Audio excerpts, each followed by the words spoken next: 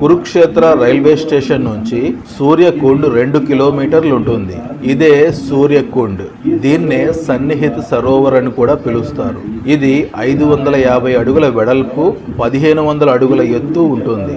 ఈ ప్రదేశంలో సరస్వతి నది యొక్క 7 ఉపనదులు సంగమిస్తాయి. ఇది శ్రీ మహావిష్ణువు యొక్క నివాసంగా చెబుతారు. ఈ సరోవరం ఎదురుగా 5000 సంవత్సరాల నాటి లక్ష్మీనారాయణ ఆలయం ఉంది. తర్వాత చూపిస్తాను. దీని గురించి చెప్పాలంటే కురుక్షేత్ర యుద్ధం గురించి కొంత తెలుసుకోవాలి. కురుక్షేత్ర యుద్ధంలో 16వ రోజు కర్ణుడు సర్వ సైన్యాధ్యక్షుడయ్యాడు. ఆ రోజు లెక్కకు మించి యోధులు హతమయ్యారు. కర్ణార్జునుల మధ్య భీకర యుద్ధం జరిగింది. 17వ రోజు యుద్ధంలో కర్ణుడు భీముణ్ణి ధర్మరాజుని ఓడించి తల్లికిచ్చిన మాట ప్రకారం ప్రాణాలతో విడిచిపెట్టాడు. ఆ తరువాత కర్ణుడికి అర్జునుడికి ద్వంద్వ యుద్ధం జరిగింది.